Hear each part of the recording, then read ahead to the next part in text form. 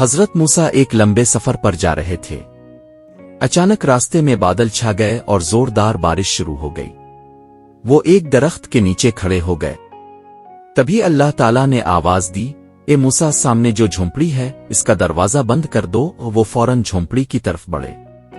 اندر جھانکا تو دیکھا کہ ایک آدمی گہری نیند میں سو رہا ہے۔ حضرت موسیٰ حیران رہ گئے۔ انہوں نے خاموشی سے دروازہ بند کیا اور واپس لوٹ آئے۔ حضرت موسیٰ نے کہا، اے اللہ، کیا یہ بندہ مجھ سے زیادہ پرہیزگار ہے جس کے لیے تو نے مجھے بھیجا ہے؟ اللہ تعالیٰ نے جواب دیا، نہیں موسیٰ، یہ میرا نافرمان بندہ ہے جس سے میں بہت ناراض ہوں۔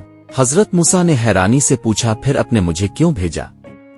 اللہ نے فرمایا، اے موسیٰ، اگر بارش کی ایک بھی بوند اس کے جسم پر گرتی تو یہ میرا نام لے کر مجھے پکارتا اور میں اپنے نام کی عزت رکھتے ہوئے اسے معاف کر دیتا۔ حضرت موسیٰ کی آنکھیں نم ہو گئیں۔ وہ بولے، اے اللہ، بے شک تو ہی سب سے بڑا معاف کرنے والا ہے۔